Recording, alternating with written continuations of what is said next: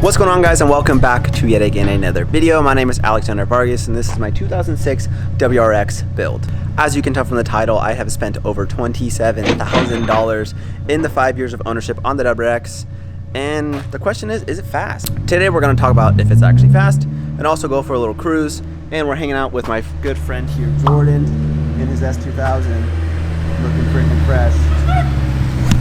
So like I said, we're gonna go for a little cruise, hang out with the boy, and we're gonna go over what I spend the money on, and also, is the WRX fast?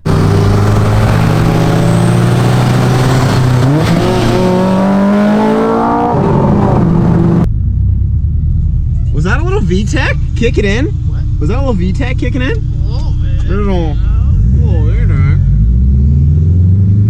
So, like I said in the beginning of the video, I have spent over $27,000 in the course of 5 years on the WRX, and I'm going to do a quick breakdown of where that money went. So, I figure we could start it out with the full engine build, which it looks like it's about $10,000. I'll just go over what I actually bought. That'd be the cams, rotating assembly, a line bore, hone the cylinders, Killer Bee oil pickup, or STI oil pump, valve springs, valves, timing belt kit, head gasket, injectors, fuel pump, air oil separator, TGV deletes, steel braided line for the turbo, the actual turbo, exhaust system, the parent front mount, 3-port boost solenoid, Cobb fuel pressure sensor, Cobb access port, and Mishimoto radiator. So that was pretty much all the engine and also kind of the supporting mods for that, and that was about 10 grand. Moving on to the suspension and chassis, the airlift was about $3,300. I have a Cusco rear sway bar, which is about $210, and also white line rear control arms, which are about $500, so that's another $4,000. And I also did an STI swap, which was about 9 grand. I'm adding in my aftermarket wheels and tires because I changed my bolt pattern from 5x100 to 5x114, so I had to buy new wheels. So you could pretty much take off, I mean, the wheels were $2,700 plus $1,100 for tires, so you could take that off that price. But as far as the STI swap goes, it's the trans, axles, diff, drive shaft. I had to get a new clutch, flywheel, the Brembos, front and rear rotors and pads.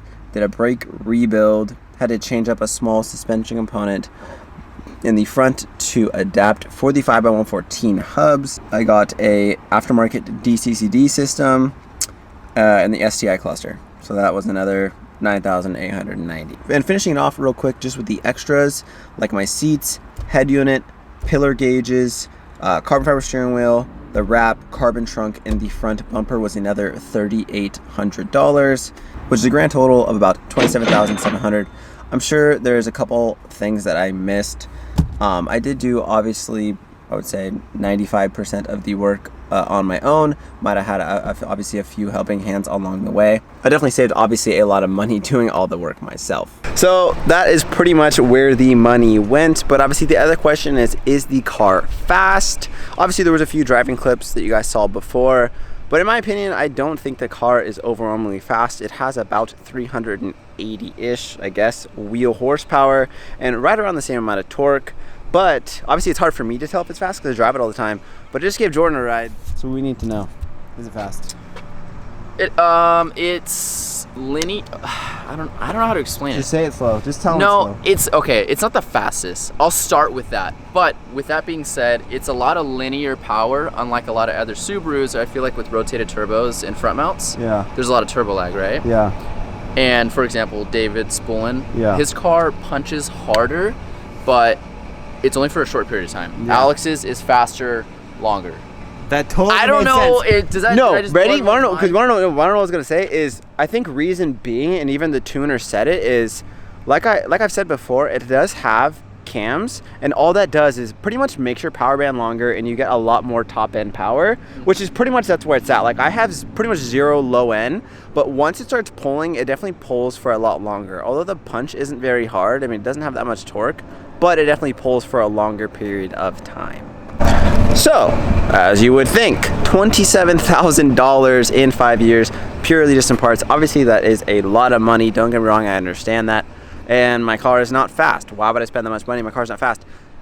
Well, everyone has their way they want to build a car, obviously, right?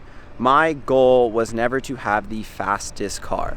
The main goal of actually building the entire engine is because I mainly wanted to learn. It was never to have like a 600-700 horsepower Subaru.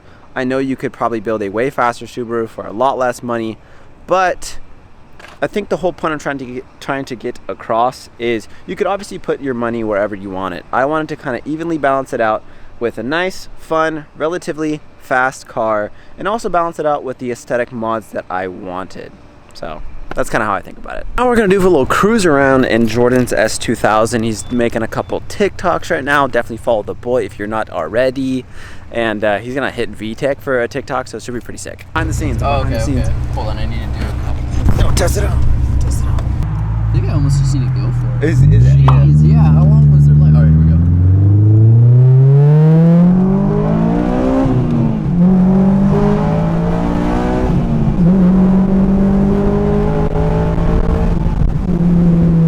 I heard it kick in. Like, is that what it's called? Wow. The VTech grunt. Come on. Now. It's called the grunt?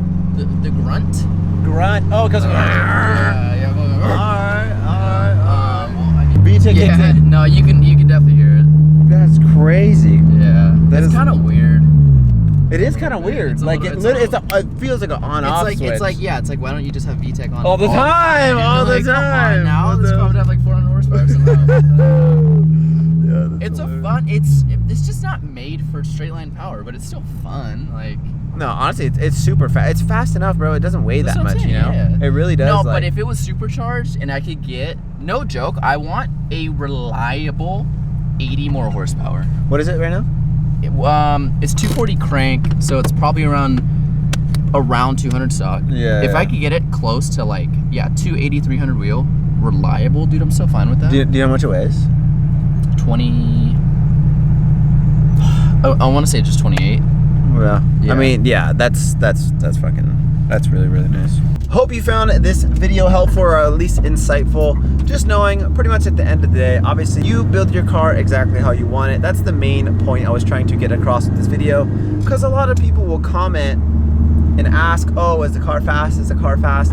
But to be honest, like I said, it was 100% not my main priority. You guys know I just enjoy building the car, learning how things work and stuff like that. So that was my biggest thing, why I spent so much money on it, just to really learn. And I don't want to push it to the point where it just breaks. That's pretty much, what it is at the end of the day. That's just too much stress in my opinion, and I'm not balling like that. So that's gonna be it for this video. Hope you guys enjoyed. Catch you in the next one. Peace out.